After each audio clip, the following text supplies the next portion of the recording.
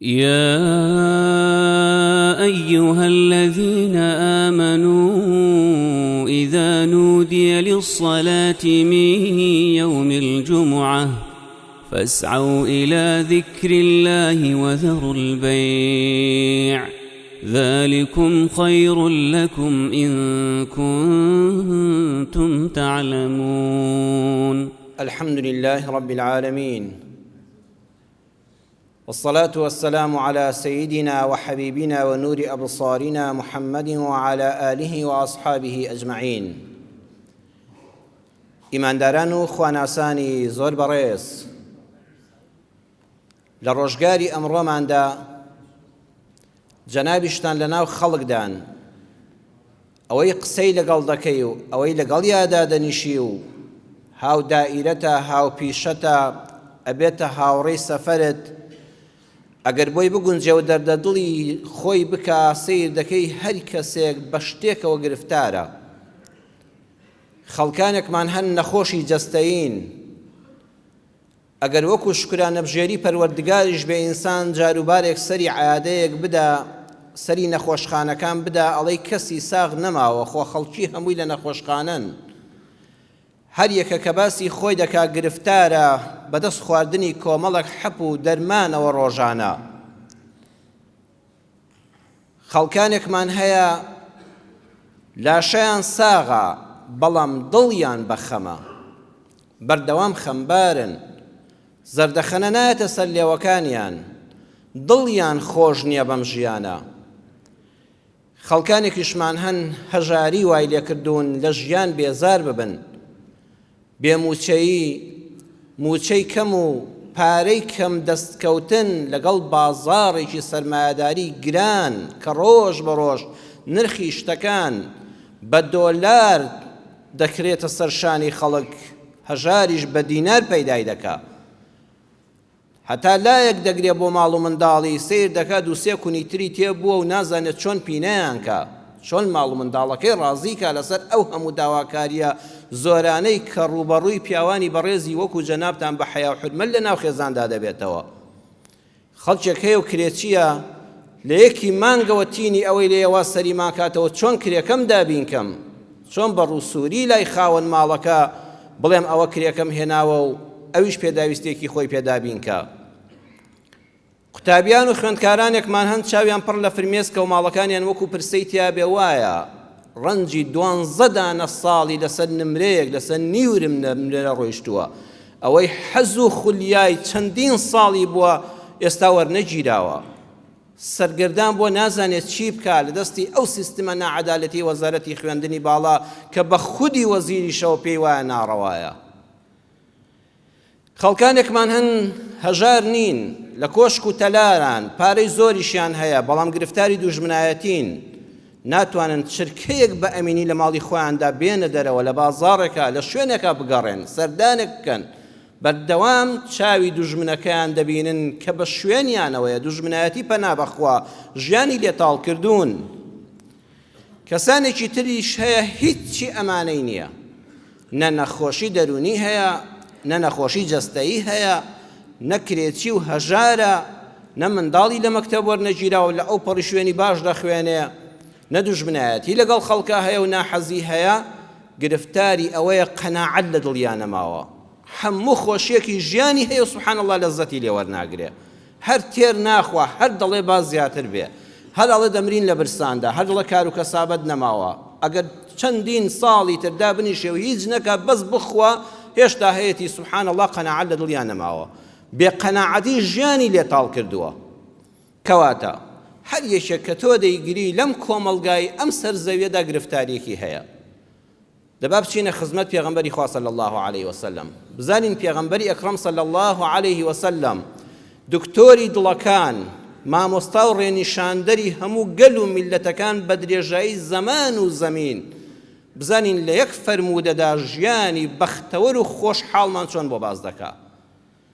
پێغەمبەری سەرۆرمان صلی الله علیه وسلم لە فەرمودەیەکە کە ئیمامی ترمیذی ڕیوایەتی کردووە و صحیحە لە سیلسیلەی ئەحادیثی صحیحی ئەلبانیدا بە ژمارە فەرمودەی 2318 ئەم فەرمودە صحیحەی پێغەمبەر صلی الله علیه وسلم هاتووە. دەفەرمێن من أصبح منكم آمنا في سربه معافا في جسده عنده قوت يومه فكأنما حيزا له الدنيا بحذافيرها هەر کەسێک لە ئێوە ئەمە بۆ تاکتاکە ئەمە بۆ خێزانە ئەمە بۆ گەل و حکومەت و وڵاتە هەر کەسێک پێویستی بە چوار شت هەیە سیانیان ئاسایشەکانن چوارەمیان دڵ و دەرونی خۆتە ئەو سێشتە ئاسایشە پێغەمبەری خوا صلی الله عليه وسلم یەکەم جار باسی ئاسایشی دەرونی کردووە من أصبح منكم آمنا في سربه يعني في نفسه أو في قومه سربي علماء حديث أوان ترجمة كردوا يعني في نفسه أو في قومه هر کەسێک کە بەیانی تیشکی خۆری نوێی لەسەر هەڵهات و ڕۆژگارێکی نوێ بەرەو ڕووی هات بەیانی کە لە خەو هەستای ئاسایشی دەرونیت هەبوو ئاسایشی دەرونی ئەوەیە یەکەم جار دوژمنی کەس نەبووی هەستاوی چەک لە ماڵەکەتان نییە و لە بن پشتیانەکەتان نییە و حرەس و حیما لەبەر دەرگاکەتان نییە زۆر بە مرتاحی دەرگاکە دەکەیتەوە جار هەیە لە بیریشت چوە دەرگای مەدخەلەکە دیان حەوشەکەت داخەی ئەلحەمدولیلا ئەوەندە بە ئەمانەوە لەگەڵ ماڵ و منداڵ تا خەوتووی دوژمنایەتی نییە ئامینەن فی سربه لە نەفسی خۆتا لە کەس ناترسی خراپەت بۆ کەس نەبووە ئاسایشی دەرونی دووەم ئەوەیە لە وڵاتەکەتا شەڕ و ئاژاوە نییە آمنا مطمئنا بتعبير قرآني آمنة مطمئنة لناو دروي ولاته هيرش لسرنيا ولاته كد الشرينيا لقى ولاتي شدرا وسيو خلشي ترا لناو خوي ولاته ولات دو حكمتي تيدانيا دجبيك دو هزنين يكتريب لناو برن ملتكش بيتا قرباني نيوانيان لناو خودا خورينا وخونيا نشرينا وخوي هيا نەدوژمنایەتی ناو خۆی هەیە میلەتەکە لە یەکتری بوو بێتە دوژمن نە لەگەڵ وڵاتانی دەوروبەرا شەڕی هەیە ئەوە خەڵاتی گەورەی خۆی پەروەردگارە سێمیان لە ئاسایشی دەرونی سەلامەتە و نەخۆشی دەرونی نییە شەڕی لەگەڵ خۆیدا نییە پەنا بەخوا بەڕێزان ئێستا خەڵکانێکی یەکجار زۆر لەم کوردستانەدا بەڵام دەتوانم بڵم لە هەموو جیهانیشدا ئەمە بڵاو بۆتەوە خەڵکانێک هەند دوژمنایەتیان لەگەڵ کەسانیە وڵاتی ئەمن و ئەمانە شاری ئەمن و ئەمانە لە کەس ناترسێ و کەس لێی ناترسێ کەچی لەگەڵ ناخی خۆیان شەڕیەتی نەخۆشی دەرونی هەیە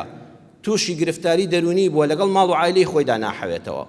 ڕقی لە خەڵک دەبێتەوە وە دەزانێت خەڵک ڕقیان لێتی وە ئەزانێت خەڵک پەلاماریە دەن هیچی جوان نییە لە ناخی خۆیدا گرفتارە پەنا بەخوا ئەوە پێڵێن نەخۆشی نەفسی کە چەندین جۆری قورسی هەیە هەر کەسێک خوا ڕەحمی کرد بەیانی کە ڕۆژی لێبەوە ئاسایشی نەفسی هەبوو ئەوەی کە باسمان کرد دووەمیان ئاسایشی تەندروستی هەبوو معافن فی جەسەده خوای پەروەردگار ڕەحمی پێکرد بوو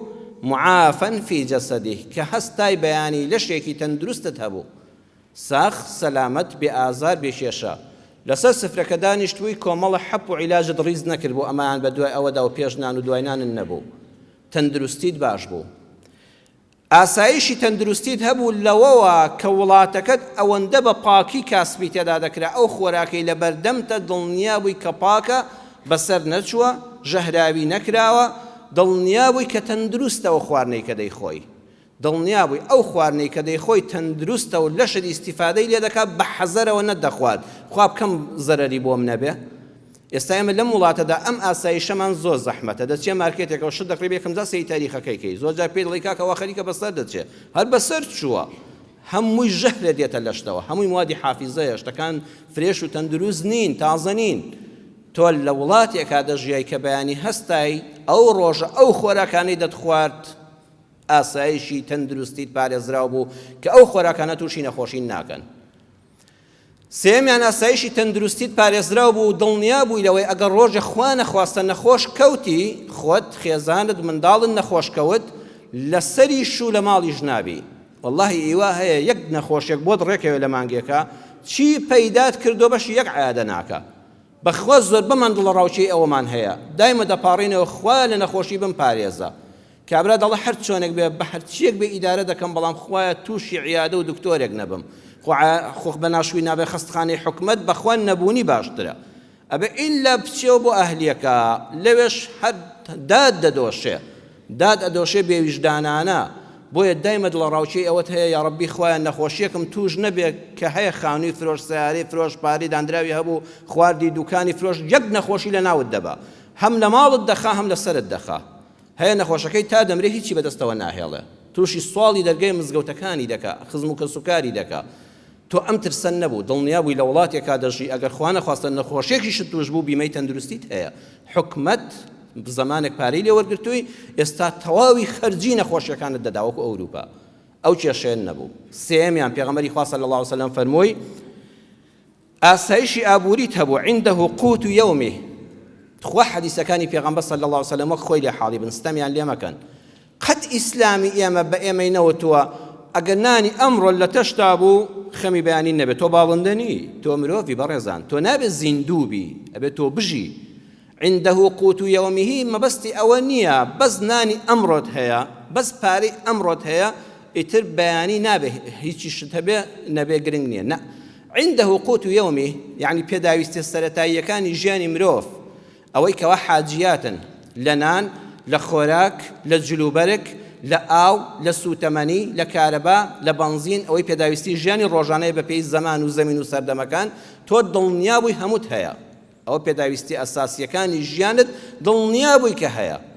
دووەم دڵنیای کە نابڕێ و گرانی بە سەردانایە چەند خۆشە وڵاتانی وا هەن تا ئێستا تانکی ئاویان لە سەربان نییە هەموو وڵاتەکە بگەڕی یەک تانکی ئاو لە سەربان نییە تۆی فەقیریش دەبێ وریابی لە دەستنوێژە کەم بەکاربێنی نەوەکو بەیانی ئاوەکە نایەتەوە بۆ خوا بە پارەش دەستم ناکەوێت دایمە ترسێکت هەیە کابانی ماڵ ترسی بڕانی ئاوەکەی هەیە تانکیەکەت کۆمەڵە ژەنگاوی تێدا کۆبۆتەوە لە وڵاتانێکی سەر زەویدا لە نزیک خۆمانەوە هەتا ئێستا تانکی سەربانیان لە ماڵانیە ئەوەندە کابرا دڵنیایە کە ڕۆژ لە ڕۆژان ئاو نابڕێ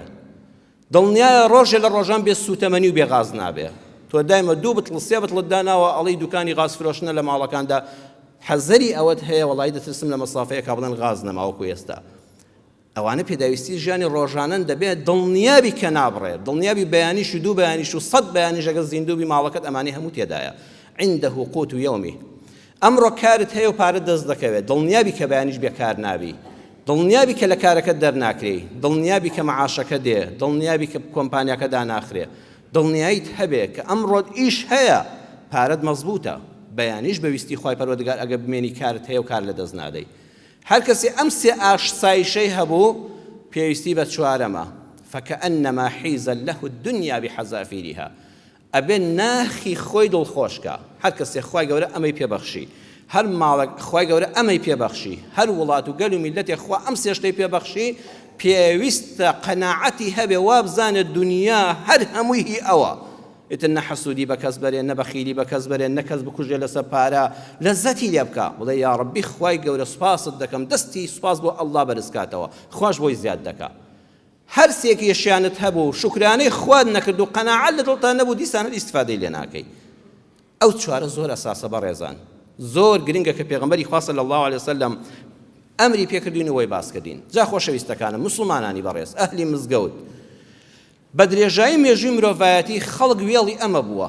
چۆن ژیانێک شایستە بە مرۆڤ بۆ خۆم دابینکەم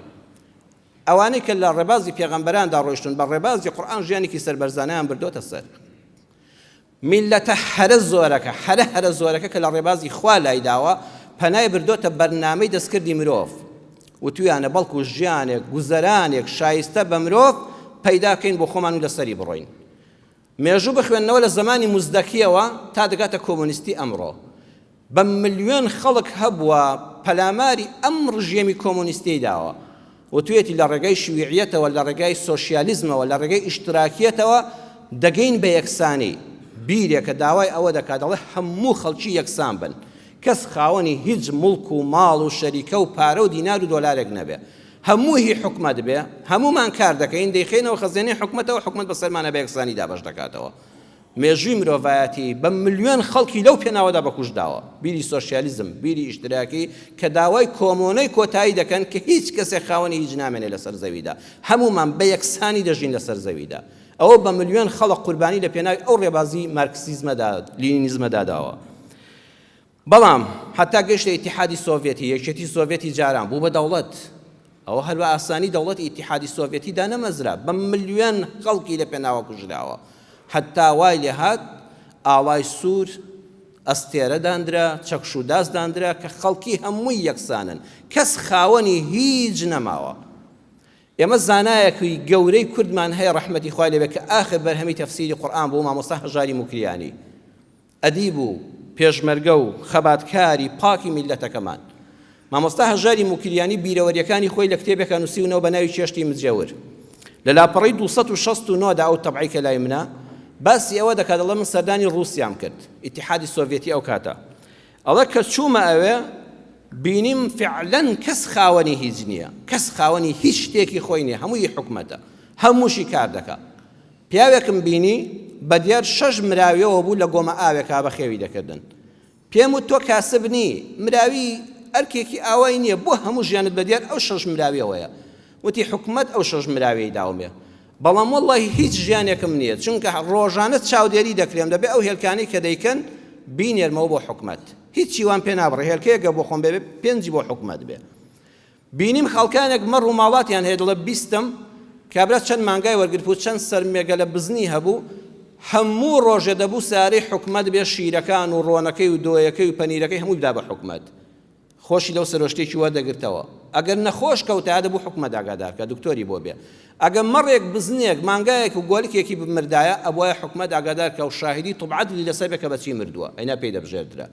ئەڵێ هەمووی حکومەت بوو. دێیەکانی کوردستانی خۆمان زۆر لەوان خۆشبەختتر دەژیان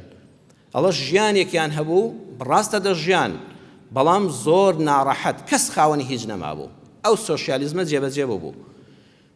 بەڵام دەڵێ دەنگی دەهۆڵ لە دوور خۆشە ئەوەی کە جێگەی سەرنج بوو ئەو ڕۆژەی کە لە رووسیا بووم لە ئیتیحادی سۆڤێتی ئەو کات ئەڵە سێرم کرد ڕۆژنامەیەکم لە بەغاوە بۆ هات بە پۆستە ئیتیحاد الشعب اتحاد الشعب زمان حاڵی کۆمیتەی ناوەندی حیزبی کۆمونیستی عێراقی بوو ئەڵە کە ڕۆژنامەکەم خوێندەوە ڕۆژنامەکەم موژدەی دابوو بە هەموو خەڵکی جووتیار و کرێکاری عێراق کە هۆی بە بەرەکەتی سۆشیالیزم بە بەرەکەتی کۆمۆنیزم و ڕژێمی مارکسیزم لە رووسیا خەڵکی حەسانەوە دەڵێ لەو ڕۆژنامەدا من بۆ خۆمە لەوێم ئەڵێ بینیم نووسرا بوو خەڵکی هەمووی حەسانەوە خەڵکی نەموژدەتان لێبێ هەوڵ بدەن شیوعیەت لە کوردستانە لە عێراقا بەرپا بکەن وا خەڵک لێرە کابانی ماڵ حەساوەتەوە تەلەفۆنێک دەکەی لە مەطبەخی دەیەکەوە یان شارەکە و یان شارۆچکەکەەوە داوا دەکەی چه خواردنێکت حەز لێیە ئەمڕۆ ئەومان حەز لێیە هەمووت بۆ دێ سکەیەک بۆ دێنە سارەیەک دێتە ناو ژوورەوە دەیخاتە سەر مێزەکە با دڵی خۆت بۆ دادەنێ دواتریش کە لێ بوویتەوە تەلەفۆنێک دەکەی کارمەندێک دێ هەمووی کۆ دەکاتەوە دەیبا لە مەطبەخی گوندە هەمویان دەشوە کابانەکانی ماڵ ئیسراحەت دەکەن نەقابشتن ماوە نەشێژ لێنان ماوە لە سایەی ئەوەدا هەمومان بە یەکسانی دەژین و چیت حەز لێ بێ ئاوا دەخۆی تەڵێ دەی بەخوا کە من ئەم ڕۆژنامەم دەخوێندەوە لە عێراقەوە هاتبوو ئیدعای ئەوەی بۆ ئیتیحادی سۆڤێتی دەکرد بینیم بە سەدان مەتر خەڵک بۆ سەرەی نان وەستا بوو چونکە دەبوو هەموو نانەکە لە مۆسکۆوە تەوزیع بکرێن کەس نانی لە ماڵەوە نەکا کەس سەحەبی کیلۆی ئار نەبێ نان دەهات بە سەدان مەتر خەڵک ڕاوەستا بوو سەرەی نانی وەردەگرت ئای دەمو خوای ئەو میلەتە چۆن چاواشە دەکرێت ئای ئەو خەڵکە لەوێ چۆن دەهۆڵ و زۆر نادەکتێ بۆیە لە لاپەڕی 255 کتێبەکەشیا دەڵێ کاتێکیش کە لە کوردستانەوە هاتمەوە بۆ کوردستان بینیم خەڵکی بە میکرۆفۆن لەسەر ماشێن و تراکتۆرەوە دەگەڕان بە گوندەکانە ئەنگوت ئێمە فەوتاوی ئەوەین کە کۆمۆنیست نین کە شویعی نین وەرن خەڵکینە واز لە هەموو شتێک ببێنن ببنە کۆمۆنیست ببنە مارکسی چونکە ئێستا ئێوە نۆدانە مانگ بە حاحۆی گاجوت و گوێدرێژ هەتا گەنم دەچێنن تا دروێنەی دەکەن تا شەنوکەوی دەکەن لە رووسیا وانە لە رووسیا دار هەیە وەکو داری تو و گوێ زوایە گەنم دەگرێت یەک جار ڕای دەوەشێنی عەمبارەکانت گەنم نامێنێت تێینەکەی ئەڵە خەڵکی ئەو لادێ داماوانە بڕوان بە ئەو فتوڕە هاتە کردبوو ئەنگوت ئێوە وەرن ببنە مارکسیزم وەرن واز لە ڕێبازی خوا و پێغەمبەر و ئیسلام بێنن ببنە شویعی هەمووتان بە یەکسانی دەژین 17 ملیۆن بێوەژنی دکتۆر و مهندس لە رووسیا هەیە بۆتان دێنین کە مێردەکانیان لە پێناوی کۆمۆنیزما شەهید بوون ئەو خەڵکە هەر هەمووی وازی لێناو دەبوو بە شویعیت مەبەستمەوە نییە تعلیق بدەم لە هیچ حیزبێکی سیاسی ئەم کوردستانە ئێمە لەم مینبەرەوە سوکایەتی مەبەست بە هیچ کەسێ ناکەین ئەمە ڕاستیەکانن دەنگی دەهۆڵیان لە دوورەوە بیست بوو بانگەشەی بۆ دەکرا خەڵکیش بە دوو دەکەوت کەچی لەو کاتەشا داوان دەکرد ئەو مستەگەنمەی کە هاتانن بێنن بیبەخشن بە حیزب پارە و پوڵی ژوەر دەگرین جلوبەرگی ژوەر دەگرین خەڵکەکە نانەکەی خۆشیە دا و هیچیشی دەست نەدەکەوتەوە ئەم ڕێبازی سۆشیالیزمە خەڵکانێکی زۆر لە دنیادا بەدووی کەوتن بەڕێزان بەدووی کەوتن و نەگەیشتنە هیچ لە کوردستانی خۆشماندا حتا ئەوە بۆ ئیتیحادی سۆڤێتی بەڕێزان هەڵوەشە ئیتیحادی سۆڤێتی ڕێبازەکەشی پەیڕەو کرد دوایی بینیمان بە چاوی خۆمان چۆن لێک هەڵوەشە و پارچە پارچە بوو هاتنەوە سەر ئەسڵە کۆنەکە و ئەو سۆشیالیزمە نەما خەڵک یەکسان نەبوو لە کوردستانی خۆشماندا لە حەفتاکان و لە هەشتاکان تا نەوەتەکانیش بیری مارکسیزم بانگەشەی یەکسانی چینی کرێکار چینی جوتیار کە ئەوانەی شۆڕژێڕی کورد بوون زۆریان بە پاکی دەیان کرد خۆ هەڵناگرێت دز نەبوون لە شاخە کادری پێشکەوتوو بوون وا برا بۆ مێشکیانەوە کە ڕێبازێک هەیە ئێمە هەر هەمومان بە یەکسانی دەژین فەقیر و دەوڵەمەند نامێنێ ئاغا و مسکێن نامێنێ خەڵکی دەوڵەمەند و هەژار نامێنێ پارویەک نانمان هەبێ هەر هەمومان بەسەر سفرەیەک بەیەکەوە دەیخۆین وابوو لەبیرتانەیاننا چەندین کادری مارکسیزم لینینیزم لەسەر ئەوە پەروەردە دەکران دەچوونە ناو گوندەکانەوە دەیانگوت شۆڕشی ئەم جارە لەسەر بنچینەی ئەوەیە هەموو حیزبێک پێ عیب بوو بڵێ مارکسی نیم لە پێڕەوە پرۆگرامە دەیانگوت ڕێبازمان مارکسیزمە خەڵک شانازی دەکرد لە جامیعەکانە کەوەی مارکسی و بیری چەپی هەیە بە ترسەوە دەبوو نوێژت بکردا لە هەشتاکانە ئەگەر نەتکوتایە مارکسیم عیبە بوو چەندین کوڕەمەلا کوڕە شێخ خەڵکی تەکیە و خانەقای بەڕێز بەدوی ئەمە کەوت بوون دەیانگوت ئەو ژیانە یەکسانی ئیسلام دەیەوێت دەبێت هەمومان یەکسان بین بەڵام دواتر دەرکەوت ئەوەش تەنها دروشم بوو هەر ئەو بەڕێزانەی ڕۆژگارێک ئەوان دەوت خۆبینیمان کە لە نەوەتەکانە هاتنەوە حکومەت دروست بوو هەر ئەوانەی چینی مارکسیزم و چینی شۆڕژێڕ و چینی کرێکار و ڕەنزدەرانی کوردستان بوون هاتنەوە یەکسەر یەک پارچەم کوردستانیان تاڵان کرد هەر ئەوانە بوون پەلاماری خەستەخانەی حکومەتیان دەدا سیارەکانی حکومەتیان دەبر بۆ حیمایەکانی خۆیان حیمایەی خۆیان پێ دەکرد هەر ئەوانە بوون کە ئێستا دەستیان کرد بە دروستکردنی ڤێلا گەڕەکی تایبەتیان هەیە ماڵی تایبەتیان هەیە کوا ئەو مەسوولانە لە ناو گەڕەکە هەژارەکانی وەکو ئەم گەڕەکانەدا دەژین ئەوانە هەموو باخی تایبەتیان هەیە بە سەرمای خۆشیان بە حەڵاڵی نان کڕیوە هەر ڕۆژێک کەسابەتیان نەکردووە خۆ خەڵکی کە هەیبێ مانیع نییە ژیانی خۆشگوزەران بەس عیبە لەوەدایە تۆ ڕۆژگارێک نوێنەری چینی کرێکار و جوتیاری ئەو لادەیانە بووی نوێنەری چینی فەقیر و هەژار بووی بە ناوی سۆشیالیزمەوە کارت دەکرد ئەی ئێستا معقولە کە تێر بووی فەقیر و هەژار ناتوانێت بە حەو پرزگەشت بتگاتێ هەر ئەوانن کە ئێستا نەخۆشخانەی تایبەتیان هەیە هەر ئەوانن کەوە چی بەڵێندەرایەتی و مقاولاتی ئەم وڵاتەیە بۆ ئەوانە دەبێ هەر ئەوانن کاتێک کە نەخۆش دەبن کە یەکتر ژەهر خوار دەکەن بڕوان بە مختبەرێکی ئەم کوردستانە نییە 30 دانە ساڵە ئەوانە ئەم وڵاتە بەڕێوە دەبن تا ئێستا بڕوان بەوە نێ فەحسێکی خوێنی خۆیان لە کوردستانە بکەن ئەبێ ڕاکەن بۆ بەریتانیا و ڕاکەن بۆ ئەڵمانیا هەر ئەوانە کاتێک کە دەمرن ئەخ دوای مردن ئینسان تەواو ئەبێ قەبرەکانیشیان لە خەڵک جیابێ هەر ئەوانەی دوێنێ پێشڕەوی چینی چەوسا و کرێکار و جوتیاری ئەم وڵاتەیان دەکرد بە ناو قەبەی دروشمدارەوە ئەو هەموو گەنج و لاوەیان بێدین دەکرد ئێستا لە مردنیشا لەگەڵ خەڵکا جیاوازن ئەبێ یەک گردی گەورە یەک کۆشکی گەورە یەک شاری گەورە بەس بۆ قەبرەکەیان بێ ئەبێ خەڵک زیارەتیان بکە ئەبێ خەڵک چەپکە گوڵ بەم ڕۆژانە بە ملیۆن دانێ ئەی خۆ تۆ دەبوو لە قەبرستانێکی گشتی فەقیر و هەژارە بنێژرێ خۆ لە دوای مردن تازە تەواو چیکە خۆ هەموو ژیانت خوارد بەڵام هەمووی درۆ دەلەسە بوو بۆیە ڕێبازی سۆشیالیزم کە خەڵکی بۆ ژیانێکی خۆش پەلاماریدا بە درۆ دەرچوو دواتری ڕێبازی سەرمایەداری هات سەرمایەداری کە لە سۆشیالیزم خراپتر مرۆڤایەتی چەوساندەوە غەرب بە پێچەوانی ڕۆژهەڵاتەوە بڕیاریدا هەموو شتێکی کەرتی تایبەت بێ حکومەت بەس چاودێرێکە و پارێزگاری ئەمنیەت دەکا وەکو ئێستا بلۆکی ڕۆژئاوایی وایە ئێستا کوردستانی ئەوە مەشخەری کە بەرەو سەرمایەداریە دەڕوە دەبێ هەموو شتێکت کەرتی تایبەتە هەموو شتێک بە پارەی خۆت بکڕی هەموو پێداویستێک بە پارەی خۆت بکڕی تەنانەت خوێندن خەریکە لە کەرتی گشتیەوە دەچێتە کەرتی تایبەت باوەڕتان بێ ئاوا بڕۆ میلەت دەنگ نەکات 10 ساڵی تر یەک تەلەبەت بەبێ پارە وەکو بەریتانیا و ئەمریکا بەبێ پارە ناخوێنێ خۆ لە وڵاتانە زۆر ژیان زەحمەتە ئەو بەهەشتە نییە عینی بەهەشتەکەی مامۆستا هەژاری موکریانی بە ڕەحمەت بێ لە ڕووسیا دەیانگوت قاپەکە دێتە بەردەمت بەخوا لە ئەوروپاشکە خەڵکی ئێمە ئاوا بانگەشەی بۆ دەکا و خۆشگوزەرانێ نییە بەخواوەی کە پەیدای دەکەی ڕێک حکومەت بۆ دەکا بە دوو کەرتەوە نیوەی زەریبە لێ دەستێنێ لێرەش خەریکە لێت دەستێنێ بەڵام یەک شت هەیە لەوێ لە کاتی پیریدا لە کاتی بێکاریدا لە کاتی نەخۆشیدا پشتت تێ ناکا حکومەت بەخێوت دەکا ناهێڵە زەلیل بی لێرە هیچی شن ناداتێ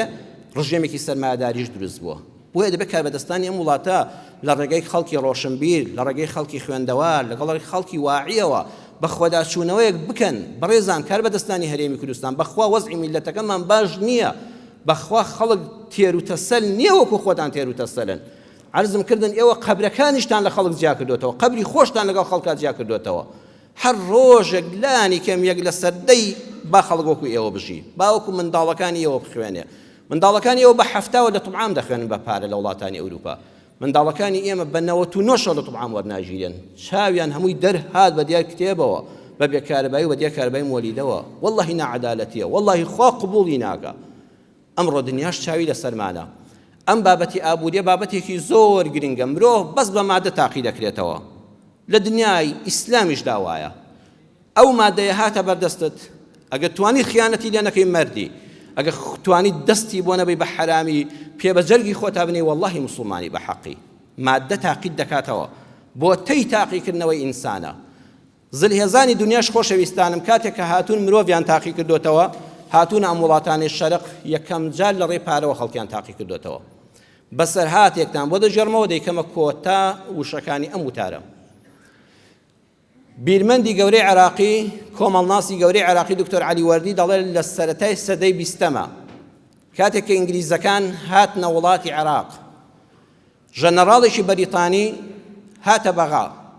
لە فڕۆکەکەی دابەزی، کۆمەڵێک حیمایی لەگەڵا بوون، جانتایەک پارەی زۆری ئەو کاتەی پێیە، هات لایدا لە لای شوانێک، کابرایەکی شوان 500-600 سەرمەڕی زیاتری پێبووە، سەگێکی گەورەی پێبوو، سەگەکە بە پەلاماریەدان، شوانەکە یەک فیتکەی بۆ لێدا و هینێکی لێ کرد، سەگەکە بێدەنگ بوو، لەبەر قاچیان کەوت. سەگەکە بە چوادەوری مەڕەکە بینی دەسۆڕێتەوە، دیارە دەمێکە ئەو سەگە لەگەڵ ئەو مەڕەدایە و ئاشنایە بۆ شوانە. هات مەرحەبای کابرای شوانی کرد و لە ڕێی وەرگێڕەکەیەوە پێیوت، وتی دەمەوێت ئەو سەگەم پێ بفرۆشی. وتی ئەو سەگە زۆر سەگی چاکە، نابێ، من مەڕەکەم هەمووی بەهۆی ئەو سەگەوە پارێزراوە. ئەو سەگە هاوڕێی چەندین ساڵ و شەو و ڕۆژ و دەشت و دەرمە، لە گورگ دەمپارێزێ، لە ناحەز دەمپارێزێ، لە دەست خۆم و مەڕەکانم دەپارێزێ، ئەوە خۆی بە کوژ دەدا لە پێناوی منە. کابرا دەستی کرد کە جانتاقەی کردەوە ئەو هەموو پارە بیندرا، ئەڵە جونەیهی بینی، جونەیهێکی ئەو کاتەوەکو 20 گەڵای ئێستاوا بووە، 2000 دۆلاری بۆ کابرا ڕاگرت. 2000 دۆلارەکە 15 مەڕی ئەو کاتەی دەکرد. وتی ئەو پارەیە دەدەمێ، ئەو 2000 دۆلارە دەدەمێ سەگەکەتم پێ بفرۆشە. کابرا کە سەیری ئەو هەموو پارەی کرد، جا خۆ من لە هینێکاوم دەست ناکەوێ، خۆ بای هەر بۆ خۆم دەبمە خاوەن مەڕ، هەر ئەوە بای 20 سەرمەڕە. وەڵڵای یەکسەر ڕازی بوو، پارەکەی لێوەرگرت و سەگەکەی بۆ پەت کرد و ئینەکەی دایە، حەبلەکەی دایە. کابرا وتی ئەو سەگەکەم پێ فرۆشتی. کابرای ژەنەڕاڵی بەریتانی زیاتر تاقی کردەوە، وتی جونەیەکی ترت دەدەمێ، 2000 دۆلاری تر، 20 وەرەقەی ترت دەدەمێ سەگەکەتم بۆ سەر بڕە. کابرا شێردێکی گەورە خەنجەرێکی پێ وەڵا سەگەکەشی سەر بڕی. وتی ئەم جارە 2000 دۆلاری ترت دەدەمێ، پارچە پارچەیکە بۆم کەوڵکە، بۆی کەوڵ کرد، گۆشتەکەی هێنا لە شوێنێک داینا. وتی 2000 دۆلاری ترت دەدەمێ، جونەیەکی تر پارچە پارچەشیکە، بۆم بکە بە شیشەوە، ئاواشی لێ کرد. کابرا وتی دەی تۆ بڕۆ، لەگەڵ مەڕەکان تایمەیشمان بە تۆ نەما. وتی گەورم یەک تەکلیفی ترم هەیە، 2000 دۆلاری ترم دەدێ، منیش وەک تۆ گۆشتە سەگەکە دەخۆم، لێشی دەخۆم. وتی نا، هیچ ئیشم پێ نەما، من نیش گۆشتی سەگ ناخۆم، من ژەڕەناڵێکی سەربازی گەورەم، زۆر تێر و تەسەلترم لەوەی گۆشتی سەگ بخۆم. ئێستا ئەوەی کەوا مەبەستم بوو پێیگەیشتم، هاتمە عێراق چاوم کراوە نەبوو، لە تۆوە دەستم پێ کرد، بزانم هاتوومە چ وڵاتێک و چ شەعبێک پێشوازیم لێ دەکا، لەگەڵ چیا تەعامل دەکەم. تۆ کابرایەک بووی